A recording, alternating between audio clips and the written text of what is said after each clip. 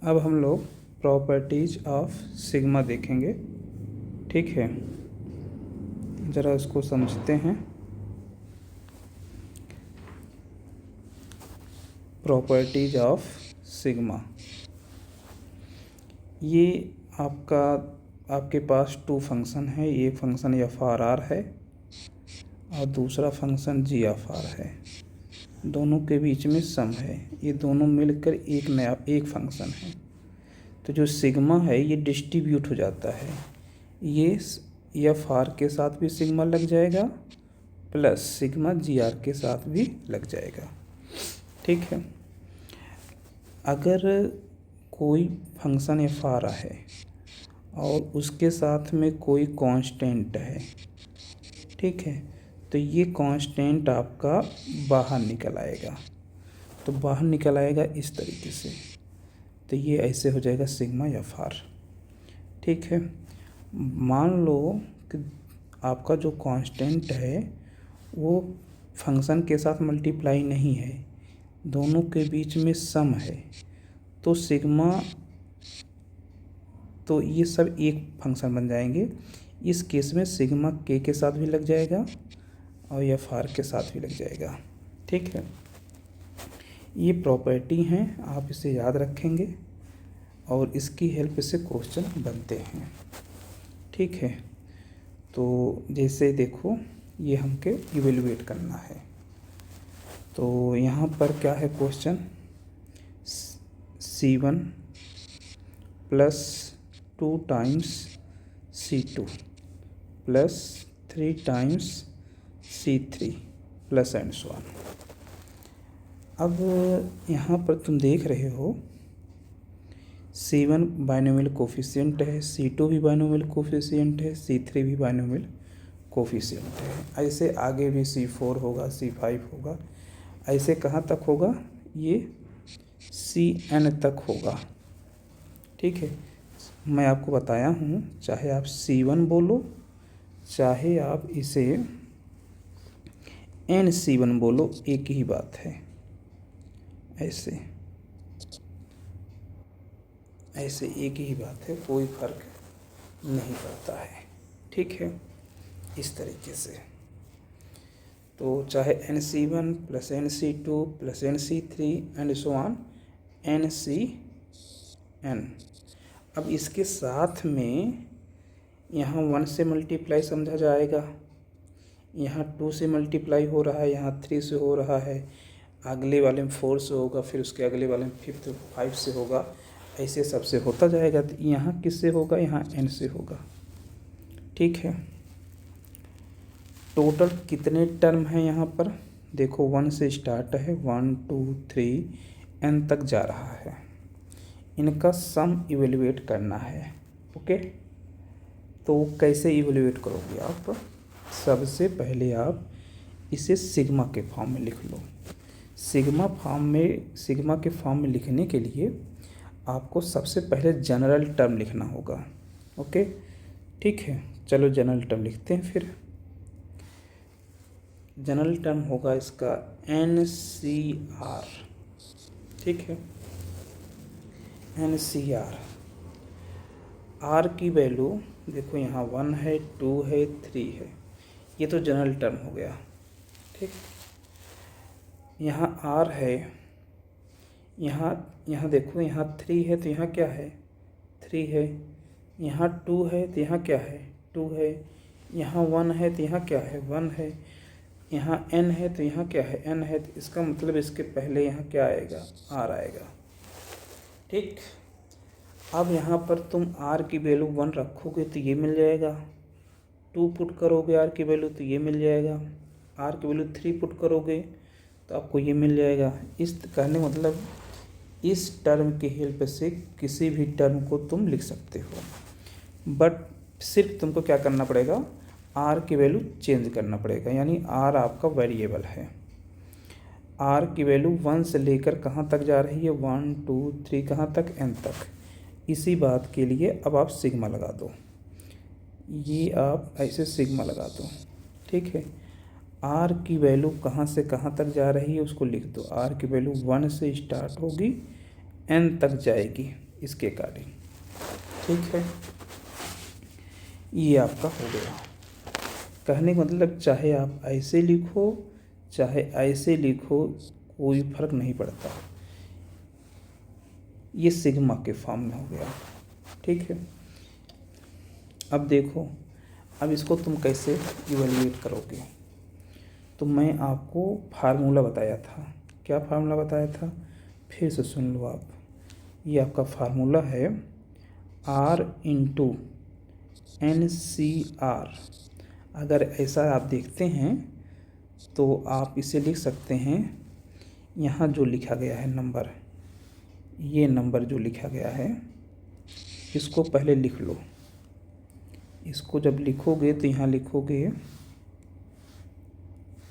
यहाँ n है तो यहाँ n लिख लो।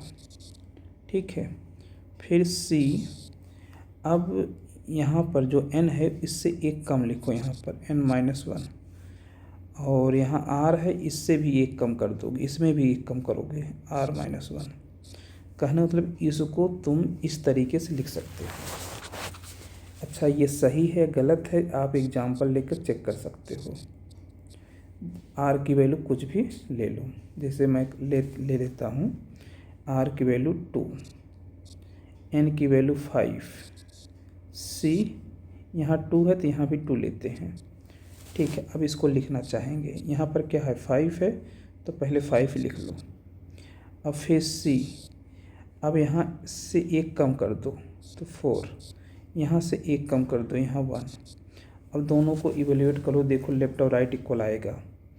ये 5 आ गया, 4c1 की वैल्यू 4 होती है, ये तो आ गया 20। अच्छा, इसको देखो क्या आता है, ये 2 5c2 की वैल्यू 10 आती है, तो ये 10, तो ये भी कितना आ गया 20।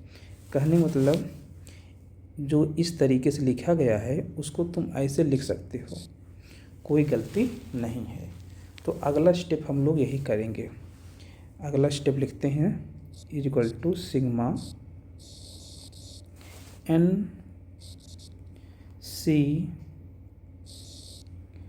n-1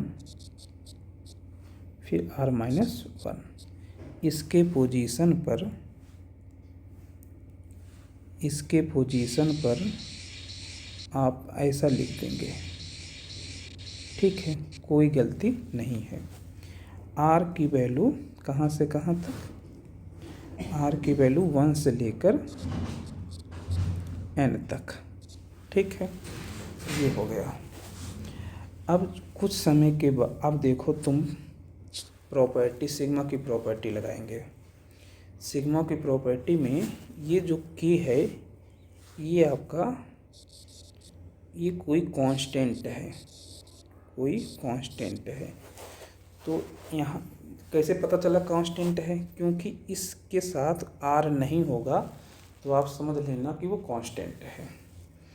तो यहाँ पर देखो ये आपका n है, इसके साथ में r नहीं है। ठीक है, इसके साथ में r नहीं है, इसलिए यह कांस्टेंट का काम करेगा और प्रॉपर्टी की हेल्प से ये बाहर निकल आएगा। ठीक वैसे ही ये भी आपका बाहर निकल आएगा। जब इसको बाहर कर देंगे आप तो ये बन जाएगा is equal to n into sigma r की वैल्यू 1 से लेकर कहाँ तक n तक। अब आप इसको लिख लीजिए, ये आपका है n-1 c r-1। ठीक, अब देखो आप बेटा जी, ये यहाँ पर जब तुम r की वैल्यू 1 रखोगे तो ये 0 बनेगा। ठीक है, आप r की वैल्यू यहाँ पर r की वैल्यू 1 रखोगे तो ये क्या बन जाएगा 0। तो ये दिखेगा तुमको ऐसे n-1 c0, पहला टर्म ये बन जाएगा, इसका पहला टर्म ये बन जाएगा। जब r की वैल्यू 2 रखोगे तो ये बनेगा n-1 c, यहाँ 2 रखो, r की वैल्यू 1 रखने पर 0 बन जाएगा, 1 - 1 0 बन जाएगा। 2 रखोगे तो 2 - 1 1 आएगा। तो ये आपका दूसरा टर्म आएगा। सिग्मा का मतलब होता है प्लस, तो ये प्लस हो जाएगा। ऐसे ही प्लस फिर से आर की वैल्यू आप अभी तो आपने 2 रखा, फिर 3 रखेंगे तो n-1 c, यहाँ 3 रखने पर ये बन जाएगा 2, ये थर्ड टर्म बन जाएगा। ठीक है, ऐसे करते करते आप चले जाएंगे आगे चलकर plus and so on. R की वैल्यू 1 से कहाँ तक जाएगी, n तक जाएगी।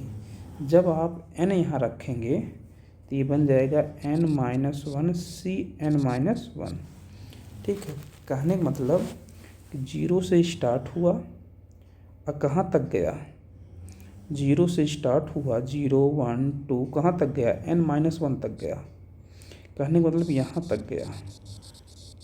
ठीक है, यहाँ तक गया। जब 0 से स्टार्ट होकर यहाँ तक जाएगा तो इसके लिए आपके पास एक फार्मूला है। इसके लिए फार्मूला क्या है उसको सुनो। आपके फार्मूला है 2 पावर, जहाँ तक जा रहा है, कहाँ तक जा रहा है, n-1 तक, यहाँ तक जा रहा है तो इसको यहाँ लिखेंगे n-1।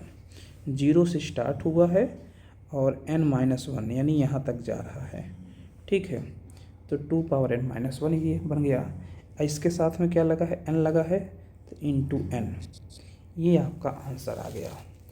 तो इसका जो रिजल्ट है वह रिजल्ट है बेटा जी, इसका रिजल्ट आएगा जो वो आएगा n टाइम्स 2 पावर n-1, या इसका रिजल्ट बोल दो n इंटू 2 पावर n-1।